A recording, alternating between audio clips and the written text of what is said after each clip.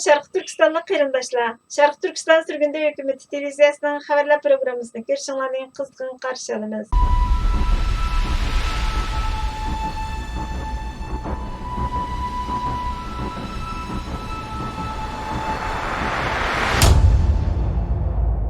...2022 yılı 3. may günü Yerusalim poçtası gazetida Xitoyning Isroilda turishliq bosh elchisi Sayunning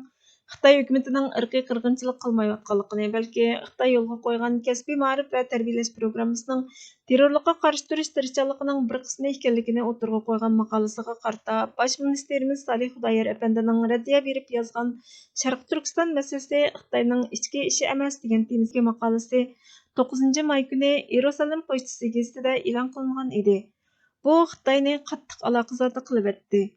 Xitoyning Isroilda turishliq bosh elchiligi Yerusalim poçtasining bosh muharriri Keytis apandiga nomussizlarcha tuhmat qilgan bir maktubni e'lon qildi. Sharq Turkiston surgunda hukumati kechiktirmayla, ya'ni 11 may günü axborot e'lon qilib, buningga javob berdi. Axborotda mundaq deyildi: 11 may günü Xitoy Xalq Cumhuriyetining Isroilda turishliq bosh elchixonasi Yerusalim poçtasi gazetining bosh muharriri Keytis apandiga nomussizlarcha tuhmat qilgan bir maktubni e'lon qildi. Xitoy xitida bosh ministr Salih Xudoyerning 10 may günü Yerusalim poçtasida e'lon qilingan Xitoyning Isroilda turishliq bosh elchisining Xitoyning Sharq Turkistonda olib berayotgan mustamlikachilik va irqiy qirg'inchilik harakatiga tenivilish va o'zini oqlash to'g'risidagi maqolasiga javoban yozilgan maqolasini ayblagan. Sharq Turkiston surgunda hukumatining ijroiya kengashi Xitoy elchixonasining xatiga javoban tuvandagi bayonotni e'lon qildi. Dunyo Xitoy hukumatining tarixni to'qib chiqaradiganligini va siyosiy maqsadda tarixni burmilab tuzitish kirgizadiganligini biladi. Bo'libmi olimlar Xitoyning yozgan tarixlariga har vaqt gumon bilan qaraydi. Boshqa manbalardan isbotlanmoqcha haqiqat ekanligiga ishonishda ehtiyot qiladi. Dunyo Xitoy elchiligi o'tirg'a qo'ygan haqiqatning to'qilmadan boshqa narsa emasligini yaxshi biladi. Xitoy o'zimi har vaqt tilga oladigan Xitoyning ayrilmas bir tarkibiy qismi degan so'zining bema'niligini bilib turdi.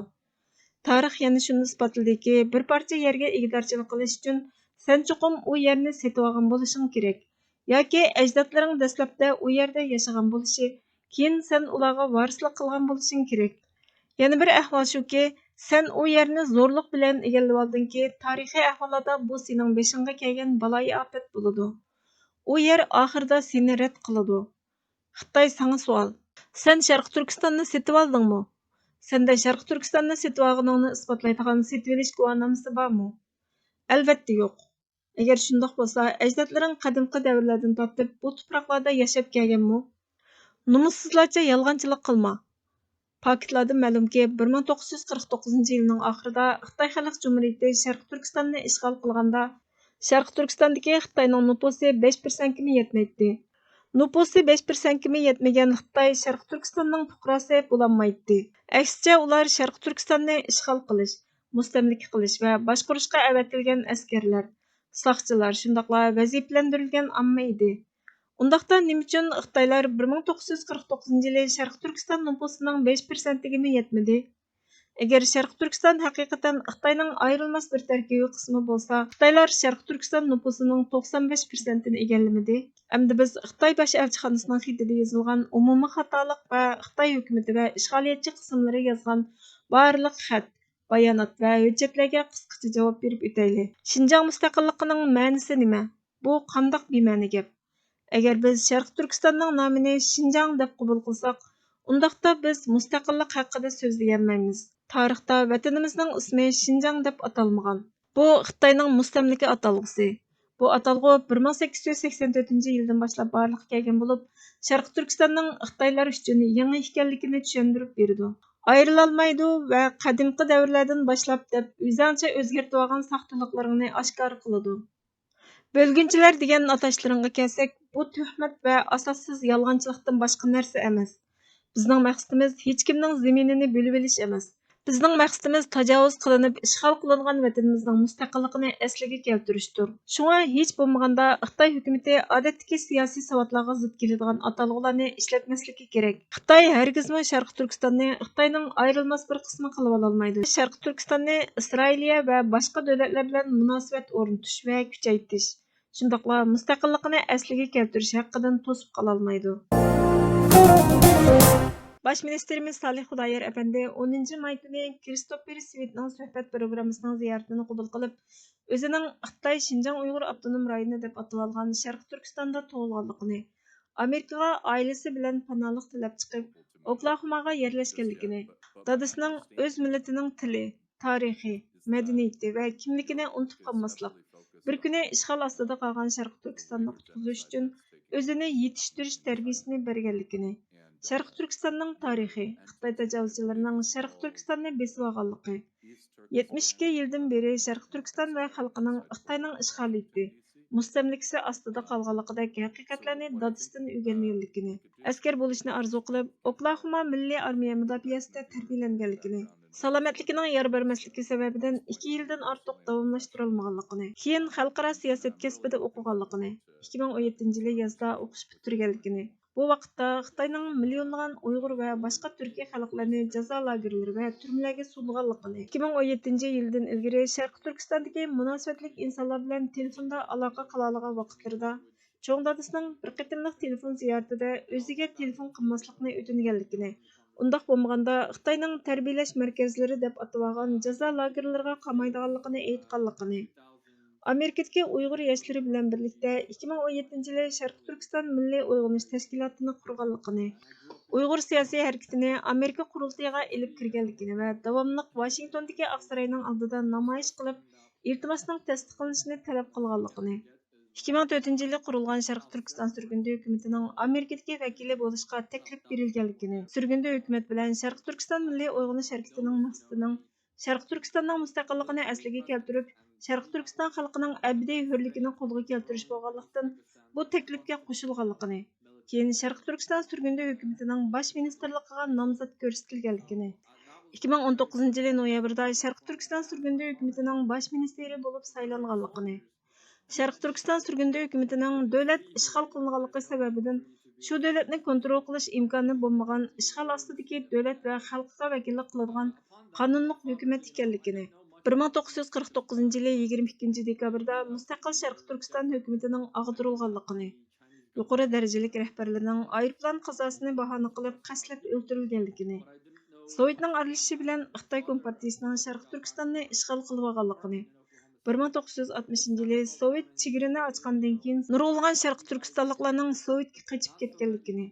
Sovet ittifoqining Sharq Turkiston surgundi hukumatiga sohibxonlik qilishni rad qilganligini, 1992-yili Istanbulda Sharq Turkiston Milliy Majlisining ochilganligini, Turkiyaning Sharq Turkiston surgundi hukumatining qurilishiga ruxsat qilmaganligini, 2004-yili Washingtonda Sharq Turkiston surgundi hukumatining qurilganligini, Washingtonning surgundi hukumat uchun eng uyg'un yer ekanligini, Xitoy tajovuzchilarining 1954-yildan boshlab Sharq Turkistonda ishlab chiqarish, qurilish, harbiy atriti qurib, Sharq Turkistonga nisbatan ishg'ol va mustamlika harakatini kuchaytganligini, Sharq Turkistonni tarixdan beri o'zining ayrilmas bir tarkibiy qismi deb olganligini, keyin va arxeologik tadqiqotlardan ma'lum bo'lishicha, Sharq Turkistonning 6000 yillik mustaqillik tarixiga ega Uyg'ur va boshqa turk xalqlarining ona vatani ekanligini, 1759-yili Manchun xonadonligining Sharq Turkistonni xuddi Angliya Hindistonni kontrol qilib olgandek kontrol qilganligini, 1759-yildan 1863-yilgacha 42 qatim Manchun xonadonligiga qarshi qo'zg'olon ko'tarilib, 1865-yili mustaqil Qashqariya davlati qurilganligini, bu vaqtda Rus imperiyasi bilan Angliya imperiyasida O'rta Osiyoni talashish raqobati mavjudligini, Angliya imperiyasining Hong Kong Shanxay hamkorlik bankasi orqali Qing sulolasining Sharq Turkistonni ishg'ol qilish uchun mablag' yordam bilan ta'minlaganligini, natijada Sharq Turkistonning 1884-yili ishg'ol qilinganligini va yangi territoriya nomidagi mustamlika ismi Xinjiang bilan atalganligini, 1930-yili qo'zg'algan milliy mustaqillik harakatining natijasida 1933-yili mustaqil Sharq Turkiston Jumhuriyatining e'lon qilinganligini, Sovetning milliy mustaqillik harakatining G'arbiy Turkistonga ta'sir ko'rsatishidan ansirab, 6 oydan keyin mustaqil Sharq Turkistonni ag'dirib tashlaganligini, Xitoyning shu vaqtlarda hozirgidekla irqiy qirg'inchilikni kuchaytirib, 200 ming Sharq Turkiston xalqini tutqun qilib yo'qotganligini, Stalinning Sharq Turkistondagi Uyg'ur va boshqa turkiy xalqlarni qo'llashi bilan Xitoy tajovuzchilarining ishg'oliyatiga qarshi kurash qilib, 1944-yili ikkinchi qatim Sharq Turkiston Jumhuriyatini e'lon qilganligini, Yana Sovetning aralashishi bilan 1949 yili Xitoy Kompartiyasining Sharq Turkistonni mustamlaka qilganligini, 1949 yili dekabrdagi nüfus statistikasiga qaraganda, Xitoy tajovuzchilarining nüfusining 179 ming bo'lib, nüfusining intayin az qismini egallaganligini, hozir 15 milliondan ortiq Xitoy harbiy qism qurilish otryadini o'z ichiga olgan Xitoy kuchlarining borligini, Uyg'ur va boshqa turk xalqining taxminan 35 milliondan 40 milliongacha ekanligini, tinch yo'l bilan namoyish qilish orqali Xitoydan haq-huquqlarni talab qilib erishgili bo'lmaydiganligini, shunga mustaqillikni asliga keltirish kerakligini, Barin inqilobining qanliq bostirilganligini, O'rta Osiyodagi turk jumhuriyatlari mustaqilligini e'lon qilgandan keyin mustaqillikni asliga keltirishdan umid tug'ilganligini, mustaqillik harakatlarining O'rta Osiyoga tarqalganligini, ammo 1996 yili O'rta Osiyodagi turk jumhuriyatlari Shanxay 5 davlat hamkorlik tashkilotiga a'zo bo'lgandan keyin Sharq Turkiston mustaqillik harakatining o'ngsizlikqa uchraganligini, 11 sentabr voqeasidan 2 hafta ilgari Xitoy Kompartiyasining Sharq Turkistondagi vakili Wang Luchuanning axborot e'lon qilish yig'inida Sharq Turkistonning intayin tinch, xalqining baxtlik, xotirjam ekanligini bayon qilganligini, 11 sentabr voqeasidan keyin Xitoyning nihoyatda ustunlik qilib, xalqaroga o'zini Sharq Turkiston terrorchilarining qurboni qilib tunutganligini, 11 noyabrda Birleşken Devletler Teşkilatı Bexatarlik Kengeshiga Sharq Turkiston islom harakatini to'qib chiqarib, terrorlik tashkiloti deb doklad qilib, Uyg'urlarni terrorchi qilib tunutganligini, maktablarda ona tilida o'qitishni cheklaganligini, 2009 yildagi Urumchi qatliamini, 2014 yili Xi Jinping Xitoyning milliy gullanishni ishga oshirish siyosatining ro'yi bo'yicha 2035 yilgacha Xitoy bo'lmagan barliq millatlarni yo'qotishni planlaganligini, shunga terrorizm, oshqinlik, bo'lgunchilik bilan kurash qilish bahonasi bilan jazo lagerlari va turmalarni qurib, o'z-o'ziga xo'ja bo'lishni talab qilganlarni bo'lgunchi, diniy e'tiqodida ching turgan, soqol qo'ygan musulmonlarni oshqin, Xitoyning Sharq Turkistonni ishg'ol va mustamlaka qilishiga qarshi turganlarni terrorchi deb atab, millionlagan Uyg'ur va boshqa turkiy xalqlarni qamaganligini, Amerikaning dastlabda Xitoyning atalmish terrorlik bilan kurash qilish harakatini qo'llaganligini, 2016 yili Xitoy O'rta Osiyo, O'rta Sharqdagi davlatlardagi Uyg'urlarni tutqun qilib, majburiy qaytarib olgandan keyin Amerika hukumatiga bu ahvollarni ma'lum qilganligini, 2018 yili buningga qarshi bayonot e'lon qilganligini, sun'iy hamrodan tortilgan rasmlar, oshkorlangan hujjatlar va guvohchilarning guvohliklarining Xitoyning qilmishlarini oshkorlaganligini, Amerika qurultiyiga Xitoyning Sharq Turkistonda yurgizayotgan irqiy qirg'inchilikni sunganligini, Trump hukumatining Xitoyning qilmishlarini irqiy qirg'inchilik deb e'tirof qilganligini, hozirgi hukumatning bu qarorga varislik qilganligini, buningga ergishib Yevropadagi ba'zi davlat hukumatlari va parlamentlarning irqiy qirg'inchilikni e'tirof qilganligini, Xalqaro jinoiy ishlar sud mahkamasiga Xitoyning jinoyati ustidan arz sunganligini, siyosiy munosabat va iqtisodiy bog'lanish sababidan irqiy qirg'inchilikni to'xtatish uchun xalqaro amaliy harakatning qo'llanilmayotganligini, Xitoyning dunyoga cho'ng bir tahdid ekanligini, Sharq Turkistonning Xitoyning Yevropa va Osiyoga kengayishida muhim rol o'ynaydiganligini, Xitoyning jazo lagerlarida yurgizayotgan vahshiy qiynash usullarini, Xitoyning maqsadining Xitoy davlati shakllantirish,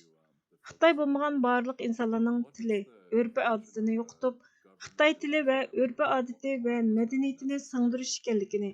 850 ming Uyg'ur va boshqa turk bolalarini oilasidan ayirib, davlatning yatoqliq maktablariga o'rinlashtirib, Xitoy qilib yetishtirayotganligini, Uyg'ur va boshqa turk xalqining Xitoy bilan majburiy to'y qildirilayotganligini, Amerika shirkatlarining Rossiyaning Ukrainani ishg'ol qilganligini ayblab, Rossiyadan chekinib chiqqanligini, Sharq Turkiston masalasida sukut qilganligini, garchi Amerika Xitoyni jazolashdagi ba'zi tadbirlarni yo'lga qo'ygan bo'lsa-mu, buning yetarli emasligini, Xitoyning dunyoga kengayishiga qarshi turish kerakligini, Sharq Turkiston mustaqil bo'lgandala Xitoyning g'arbga kengayishini to'xtatqili bo'ladiganligini bayon qildi. Payg'ambarimiz sallallohu alayhi vasallamning bir oy Ramazon tutib, kechada duo qilganga qaraganda, bir kecha kunduz vatanni qo'g'dash uchun navbatda turish afzal. Agar navbatda turish jarayonida o'lib ketsa, qilgan ishlarining ajri, mukofoti va rizqi davomlashadi. Shundaqla qabrdagi so'roq farishtalaridan xotirjam, bexatar bo'ladi deganligi Muslim rivoyatida bayon qilindi. Vatanni tajovuzchidan qutqizish, o'z mas'uliyatini ado qilishning ta'xirsizligini his qilish, vaqtdan unumli foydalanish, masalani hal qilishning eng yaxshi chorasini tepish, shaxsiy manfaatdan voz kechib, o'zliksiz izlanish va harakat qilishdan iborat. Hörmetlik görürmenler, bizge vaqt ayırğanыңlar üçün köp rahmet. Keler qıtımqı programımız görüşkice Allah'a amanet bolgaysızlar.